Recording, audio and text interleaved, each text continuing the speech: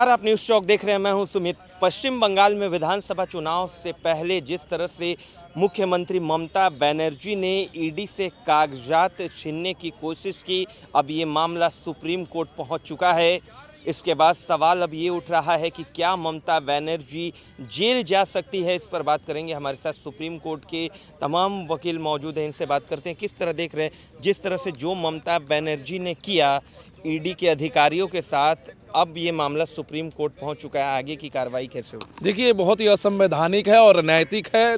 ममता बनर्जी ने जो किया है, आज तक किसी मुख्यमंत्री ने ऐसा नहीं किया है। और मैं पूरे देश की जनता से पूछना चाहता हूं कि आखिर ममता बनर्जी के ऊपर क्यों विश्वास किया जाए, क्योंकि जब वो प्राइवेट पार्टी को जाके बचाने के लिए उस जगह डीआईजी, डीजीपी और आईजी को लेकर जाती हैं और गुंडों वाली एक्टिविटी करती है, तो उन्हें क्यों नहीं वहां पे राष्ट्रपति शासन लागू करना चाहिए? क्यों नहीं उनकी जो मुख्यमंत्री की पद है उसको समाप्त करना चाहिए? क्यों नहीं उनके ऊपर क्रिमिनल कार्रवाई करनी चाहिए? ये लोग ऑनरेबल कलकत्ता हाई कोर्ट में भी जब प्रोसीडिंग चल रही थी तो इतना हल्ला किए कि हल्ले की वजह से एडजर्नमेंट देना पड़ा ऑनरेबल हाई कोर्ट को। और उसके बाद ऑनरेबल सुप्रीम कोर्ट में केस फाइल हुआ है, जिसमें कैविएट के तौर पे ममता बनर्जी की पूरी टीम आई हुई है। तो कहीं ना कहीं ये संविधान की हत्या की जा रही है ममता बनर्जी के द्वारा। एक इंडिपेंडेंट बॉडी जो कॉन्स्टिट्यूशनल बॉडी है वो इन्वेस्टिगेशन करने जा रही है, तो कभी सीबीआई के ऊपर, कभी ईडी के ऊपर, कभी वहां के अधिकारियों के ऊपर हमला हो रहा है। और ये ममता बनर्जी वही ममता बनर्जी है जो अपने यहाँ मस्जिद बनवा सकती हैं, अपने यहाँ हिंदुओं के ऊपर हमला करवा सकती हैं, अपने यहाँ लड़कियों को बयान दे सकती हैं कि आप 9 बजे के बाद बाहर मत निकलिए, लेकिन इस राज्य की सुरक्षा को सही तरीके से, सुचारू तरीके से चला नहीं सकती है। बिल्कुल, जैसा कि ईडी के अधिकारियों ने सुप्रीम कोर्ट से दरख्वास्त की है कि इस मामले की सुनवाई जल्द से जल्द की जाए, इस बारे में क्या कहना है? जी, बहुत ही अच्छी पहल की गई है ईडी के द्वारा। और मुझे लगता है कि ऑनरेबल सुप्रीम कोर्ट को न सिर्फ सुनवाई करना चाहिए बल्कि कॉग्निजेंस भी लेना चाहिए इस चीज पर कि क्या पश्चिम बंगाल के अंतर संविधान के आधार पर जो अधिकार दिए गए हैं ममता बनर्जी उसका पालन कर रही हैं या उसका उल्लंघन कर रही हैं। Article 355, article 356 read with article 365 of the constitution of India ये कहता है कि वहां पर राष्ट्रपति शासन लागू कर देना चाहिए जब ऐसी कॉन्स्टिट्यूशनल मशीनरी फेल हो जाए। आप देखिए कि कोई मुख्यमंत्री अगर किसी प्राइवेट प्रॉपर्टी को बचाने के लिए, कोई ऐसी चीज, ऐसे डॉक्यूमेंट को बचाने के लिए जाता है जिस पर ईडी और सीबीआई इन्वेस्टिगेशन कर रही है, मनी लॉन्ड्रिंग का केस है, तो उसको बचाने के लिए एक मुख्यमंत्री पहुंच जा रहा है, ये बहुत ही गलत है। और मुझे लगता है कि इसमें पूरे बंगाल की जनता को देखना चाहिए, केंद्र सरकार को देखना चाहिए और पूरे देश की जनता को देखना चाहिए कि क्या बंगाल में उपस्थित हिंदू और वहां के माइनॉरिटीज सुरक्षित हैं कि नहीं है। और मुझे नहीं लगता कि वहां पर कोई सुरक्षित है। केंद्र सरकार को तत्काल प्रभाव से इमरजेंसी लगा देना चाहिए, इसमें कोई और इफ और बट नहीं करना चाहिए। किस तरह देख रहे हैं जिस तरह से जो अब मामला सुप्रीम कोर्ट पहुंच रहा है, तो किस तरह सुनवाई होगी? ममता बनर्जी पे किस तरह कार्रवाई होगी? क्या जेल भी जा सकती हैं सब? जी, जेल भी जा सकती हैं। आप देखिएगा कि जब इनकी सरकार जाएगी तो इन्होंने इतना घोटाला किया है, चाहे वो शिक्षक घोटाला हो, चाहे इनके यहाँ लड़कियों और महिलाओं के साथ बांग्लादेशियों जो घुसपैठिए हैं उनके द्वारा अत्याचार किया जाना हो, ऐसे तमाम केस हैं जिसमें इनके सह हैं और उसी की जांच चल रही थी। मनी लॉन्ड्रिंग का भी केस इनके ऊपर होगा और ये जेल भी जाएंगी, जैसे अरविंद केजरीवाल और सत्येंद्र जैन गए थे। तो कहीं ना कहीं ऐसा तो मनाही अब के समय में हो ही नहीं सकता। ये नरेंद्र मोदी की सरकार है, चाहे वो मुख्यमंत्री हो चाहे प्रधानमंत्री हो, सबके लिए वो कानून लेके संसद में इस बार आए थे कि जो कोई ऐसी क्राइम करे तो संविधान के आधार पर उनको जेल जाना चाहिए। और ममता बनर्जी जेल जाने का पूरा काम कर चुकी है। बिल्कुल, आप यही रहेगा। आपसे सवाल है कि किस तरह ममता बनर्जी जो है कोयला घोटाले के आरोपियों को बचाने की कोशिश कर रही है? अब मामला सुप्रीम कोर्ट पहुंच चुका है, किस तरह देख रहे हैं आप? देखिए, जिस तरीके से आईपैक के और दफ्तर में जो प्रतीक जैन का है और उसमें जो है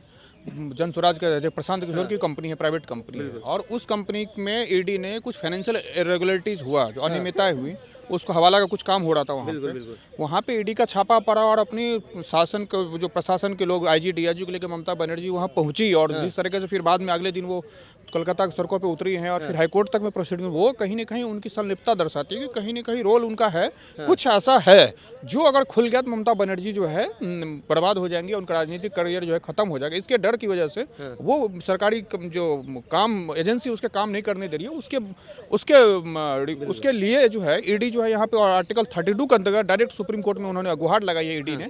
ईडी का कहना है कि भाई मुझे मेरा काम नहीं करने देता। इससे पहले भी देखे होंगे सीबीआई ऑफिसर केस में भी ममता बनर्जी ने सीबीआई को कैद वहाँ पे अपने लोकल पुलिस से अरेस्ट करवा लिया था वहाँ पे। और इससे पहले जो वहाँ पे संदेश खाली में भी हुआ था, तो वहाँ आईटीबीपी जवान जब गए और सारी चीजें हुई, तो वहाँ पे ममता बनर्जी दिक्कत कर रही हैं। ममता बनर्जी जिस हिसाब से तानाशाही कर रही हैं, तो कहीं न कहीं वो कानूनी व्यवस्था, रूल ऑफ लॉ का वायलेशन है। और जो भारतीय संघवाद, इंटरन फेडरलिज्म, जिसमें स्टेट और यूनियन के बीच का जो उसमें आर्टिकल 1 में ही लिखा है, India that is Bharat shall be union of state, मतलब जो भारत जो है राज्यों से मिलकर बना हुआ है।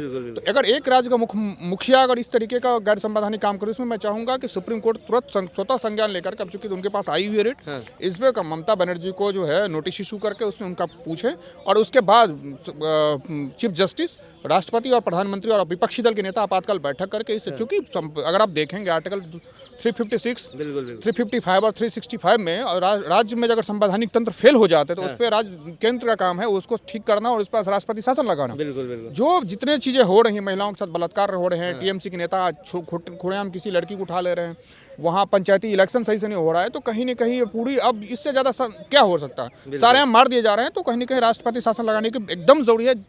बिना देर के सरकार को, केंद्र सरकार को राष्ट्रपति शासन लगाना चाहिए और ममता बनर्जी को उनको खत्म करना है। और चुनाव, चुकी देखिए, जब तक ममता बनर्जी पर अंकुश नहीं लगेगा, तब तक जो है वहाँ पे फेयर इलेक्शन तो नहीं हो सकता। हर तरह के इलेक्शन में, चूंकि अब एसआईआर है, एसआईआर हो रही है, तो वहाँ जितने उन्होंने बांग्लादेशी घुसपैठे घुसा लिया था, उनकी जांच हो रही है। अब वो एसआईआर के रोल से हट रहे हैं, उनका खत्म हो रहा है मामला, इसलिए बौखलाई हुई। उनको पता है कि अगर जिस दिन एसआईआर पूरी तरह से कंप्लीट हुआ और फेयर इलेक्शन हुआ, ममता बनर्जी का करियर खत्म है, वो हार जाएंगी। और कोई और भी दल, चाहे उसमें कम्युनिस्ट आए, भाजपा आए, कांग्रेस है, कोई भी आए, हम यहाँ पे भाजपा और टीएमसी नहीं कर रहे हैं। बात यह है कि जो गुंडागर्दी वो कर रही हैं, अलोकतांत्रिक चीजें, वो गलत रुक जाएगा और एक देश को अच्छा मिलेगा। लेकिन इसको तत्काल प्रभाव से सरकार को चाहिए इस पे कानून बना, वो करके राष्ट्रपति शासन लागू करे। कभी ममता बनर्जी लगातार जो सेंट्रल के अधिकारी हैं उनसे उलझी हुई रहती हैं, सीबीआई हो, ईडी हो, हाई कोर्ट हो, सुप्रीम कोर्ट हो, आखिर समस्या क्या है ममता बनर्जी को? ममता बनर्जी को समस्या यह है कि ममता बनर्जी चाहती है कि वो बंगाल को अपने हिसाब से चलाएं, रूल ऑफ लॉ ना लगे,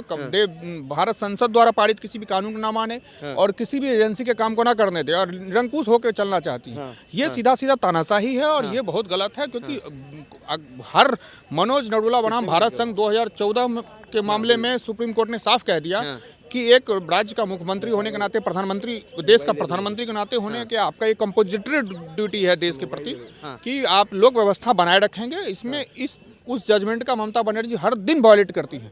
हाँ सर, आपका क्या कहना है इस पर? ये कहना है कि ममता बनर्जी ने बोला कि ये मेरी पॉलिटिकल स्ट्रेटेजी की फाइल है, बिल्कुल, ना कि उनकी कोई अलग जो फाइल जिस पे ईडी को ऐसा लग रहा था कि इरेगुलरिटीज वाली फाइल है, वो है। लेकिन ये कहीं से भी एक वैलिड रीज़न नहीं लगता कि ईडी के ऑफिसर के हाथों से फाइल छीनना ये बहुत बुरी बात है। बिल्कुल। हाँ, और ऐसा है कि ममता बनर्जी के कंडक्ट, रूल ऑफ कंडक्ट उनके बिल्कुल अलग दिखते हैं। उनका ये दिखता है कि किसी तरीके से उन्हें अपनी सरकार उस राज्य में बनानी है, इसके वजह से उन्होंने ये हर तरीके से अपना हथकंडा अपनाया है कि किसी न किसी तरीके से मेरा ही गवर्नमेंट बने, कहीं से भी, चाहे बाय हुक और क्रुक। बहुत बहुत धन्यवाद सर, अपनी समय दी आपको। तो जिस तरह से लगातार हम ममता बनर्जी पे बात कर रहे थे कि उन्होंने ईडी के अधिकारियों के साथ जो बदसलूकी की, इस पर आपकी क्या राय है? कमेंट बॉक्स में ज़रूर लिखकर बताइए। नमस्कार।